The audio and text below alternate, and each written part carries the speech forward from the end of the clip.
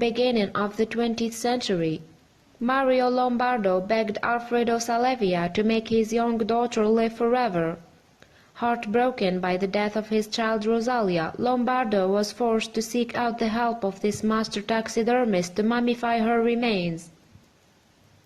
The result was as eerily beautiful as it was incredibly unsettling. Struck with a fatal respiratory infection, little Rosalia Lombardo lost her life on December 6, 1920. This, tragically, was just a week before her second birthday.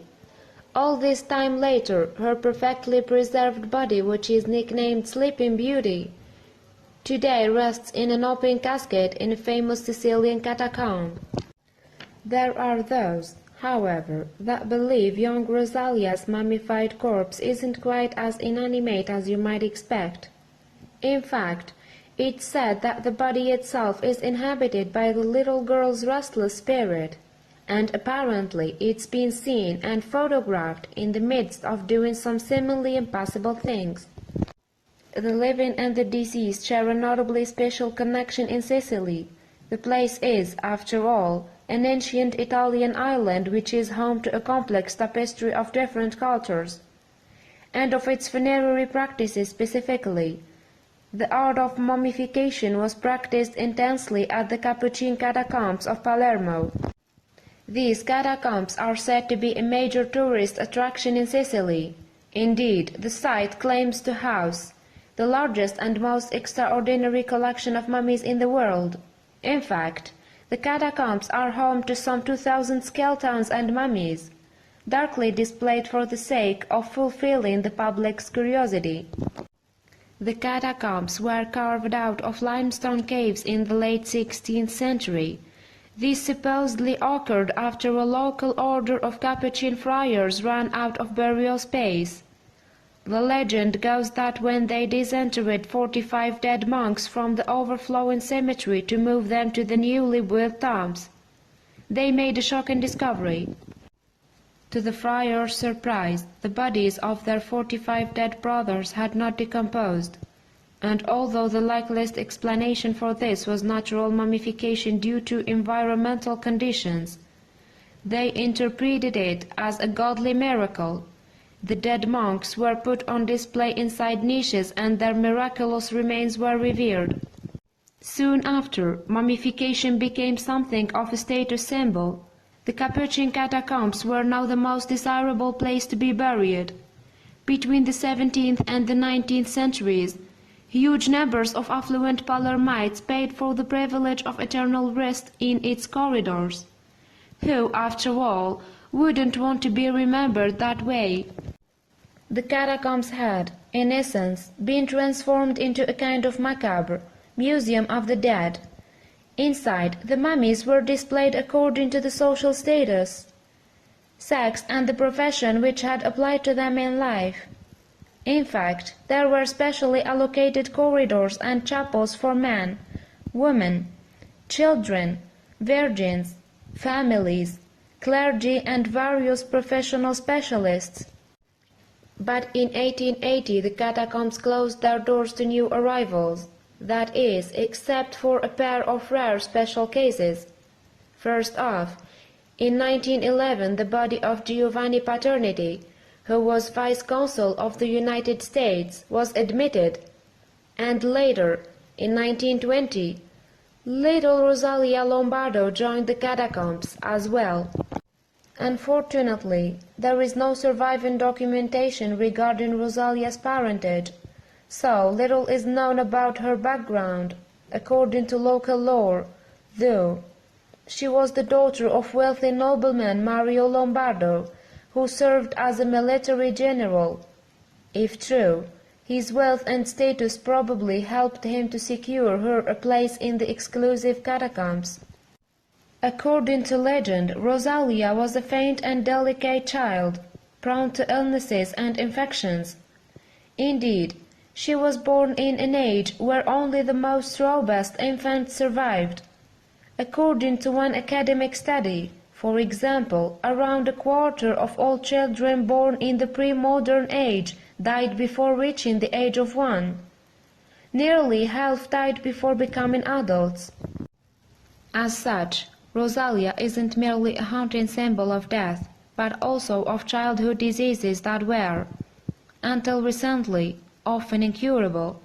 Of course, if she had been born just 10 years later, she may well have survived into adulthood. For it was in 1928 that Alexander Fleming made a game-changing discovery, penicillin, the world's first antibiotic. The spectre of childhood death was pervasive in the early 20th century, but Mario Lombardo was still nonetheless broken-hearted by the loss of his daughter.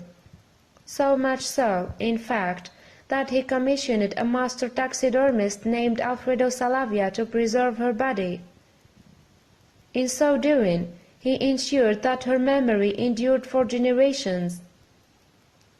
And, by all accounts, it was also Salafia's most memorable work, if not his finest. Born in 1869, Salafia had attended medical school, but never concluded his studies. Instead, he taught himself chemistry and taxidermy and devoted his life to the preservation of dead bodies. With a deep regard for aesthetics, he developed a highly effective method of embalming that preserved its subject in an eerily lifelike state. Over the course of his career, Salafia embalmed no less than 100 bodies, many of which were highly distinguished. His subjects included politicians, noblemen, intellectuals, high-ranking church officials, and even his own brother Ernesto. But when Salafia himself succumbed to death in 1933, he took his methods with him, or so it seemed. In 2009, an Italian anthropologist named Dario Piombino Mascali contacted Salafia's descendants. These people, in turn, provided him with access to the embalmer's papers. Piombino Mascali then searched through Salafia's memoirs and located the formula for his secret embalming fluid. He elevated embalming to its highest level, he told National Geographic in 2009. According to Salafia's handwritten notes, he embalmed Rosalia with a special chemical formula. This was apparently composed of 1 part glycerin, 1 part formalin saturated with zinc sulfate and zinc chloride, and 1 part of an alcohol solution saturated with salicylic acid. Unlike many forms of animal taxidermy, Salafia didn't extract the girl's organs. Instead, Salafia drained Rosalia's blood and injected the formula, probably through the femoral artery. The glycerin had the effect of staving off desiccation. The formalin eliminated bacteria that cause decay. The salicylic killed off any fungi, and the zinc salts preserved her body in a rigid state. So immaculate was her preservation that certain cynics asserted that Rosalia was, in fact, made of wax. However, the History Channel put an end to such speculation when they X-rayed her coffin in the 2000s. The X-rays revealed not only her skeleton, but the remnants of her brain, which had diminished by half its size. Then, in 2009, National Geographic went a step further and conducted an MRI scan of Rosalia.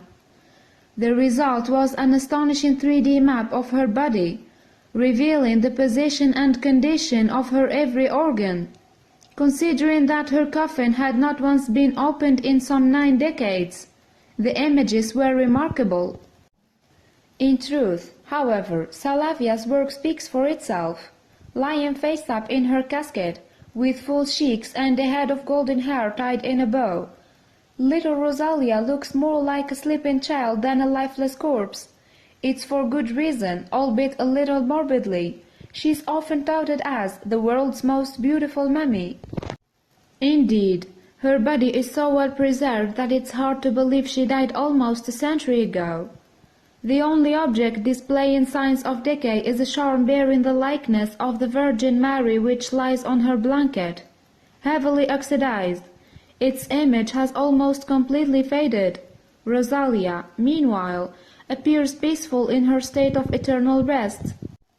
But according to many people, the doll like Rosalia isn't really at rest at all. On regular occasions, supposedly, she is said to awaken. She opens her cool, blue eyes, naturally startling those there to observe it.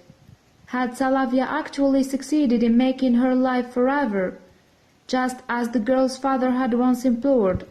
Rosalia is reported to open her eyes several times each and every day, and the phenomenon is well documented. And at least one photographer, in fact, has captured several images of the girl's eyes gradually creeping open. But what on earth could possibly cause such a terrifyingly creepy thing to happen? Both paranormal enthusiasts and skeptics have tried to find an answer to this crucial question. Superstitious sorts, on the one hand, believe that the girl's body still has possession of its soul. Other people, however, point to more rational explanations, such as the potential effects of humidity and ambient temperatures. Piombino Mascali, the curator of the catacombs, has his own thoughts. It's an optical illusion produced by the light that filters through the side windows, which during the day is subject to change. He has said in response to the observations, her eyes are not completely closed, and indeed they have never been. Indeed, it's a testament to the skillfulness of Salafia that Rosalia's ghost irises have not succumbed to any physical decomposition. William Shakespeare once said the eyes are the window to the soul. This being the case, it's understandable that some might gaze into Rosalia's face and glimpse something of her eternal essence. But whatever the reason for the little girl's apparent wakefulness, the effect is undoubtedly highly unnerving. After all, it means peering into the eyes of a perfectly frozen young child who died far before her time. As such, it's understandably hard not to feel a mixture of sorrow and unease. That said, Rosalia also seems to have a bewitching effect on many of those who visit her. Beauty, however, is in the eye of the beholder, so while some people find her preserved remains beautiful, others consider them creepy. Yet the innocence of the girl might generally serve to evoke deeply felt sentimentality. In fact, Rosalia has been the subject of cultural output for many years, including paintings, articles and documentaries. A Google search for Rosalia Lombardo delivers more than 800,000 results, including over 17,000 videos. Arguably, she has transcended the limitations of her body and entered a mythic realm. In some sense, she has become immortal. Of course, spirituality was a central concern of the world's most potentially ardent mummifiers, the ancient Egyptians. Conducted by expert priests, their embalming practices are said to have emerged from around 3200 BC. They believed that mummification was necessary for souls to come back from the afterlife and into their earthly bodies. However, the ancient Egyptians weren't the only civilization to have practiced mummification. Embalming is an old and relatively widespread cultural practice which arose simultaneously in various parts of the world. Indeed, the oldest evidence of mummification was recovered across Chile and Peru, dating back between 5000 BC and 6000 BC. In Europe, however, the practice of embalming was historically less pronounced. In fact, most corpses were buried promptly after death, with no requirement for preservation. That said, there was scientific interest in embalming from the Renaissance onwards. Leonardo da Vinci, for example, embalmed bodies for the purpose of study. That said, Christianity did observe some interesting beliefs around bodily preservation. According to both Roman Catholic and Eastern Orthodox traditions, if an individual died and their body didn't decompose, this was a sign of sainthood. So-called incorruptibility was believed to be a supernatural miracle, and it was usually accompanied by the odor of sanctity, a flowery and sweet aroma. Meanwhile, in modern times, embalming is often conducted for medical reasons or for funerary practices. Among many cultures, there is a belief that the pain of grief can be hastened by viewing the body of the deceased before their burial or cremation. Embalming permits such viewing to take place without the unpleasant effects of decomposition. In some special cases, however, the embalmed body is neither buried nor cremated, but placed on permanent display. In the Soviet Union, for example, the body of Vladimir Lenin was embalmed and transformed into a shrine. Almost a century after his death, the Soviet revolutionary continues to receive a stream of visitors. Stalin, too, was embalmed, but then buried when subsequent leaders sought to dismantle his legacy. Finally, the practice of cryonics represents a high-tech form of embalming. Cryonics involves freezing corpses at extremely low temperatures of around -320.8 degrees Fahrenheit. Adherents hope that such immaculately preserved bodies might be thawed and reanimated by some hypothetical future technology. However, this would require businesses practicing cryonics to remain financially solvent until such a breakthrough occurred. So far, many have not. In recent years, Rosalia has been moved to a new glass casket where she lies hermetically sealed from the elements. It was designed to block any bacteria or fungi, Piombino Mascali said in relation to this development. Thanks to a special film, it also protects the body from the effects of light.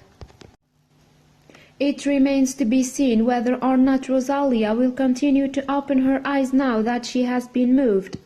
The young girl's new resting place, after all, may well have put a stop to such occurrences. But in any case, Palermo's Capuchin catacombs continue to offer fascinating insights into Sicily's peculiar fascination with death.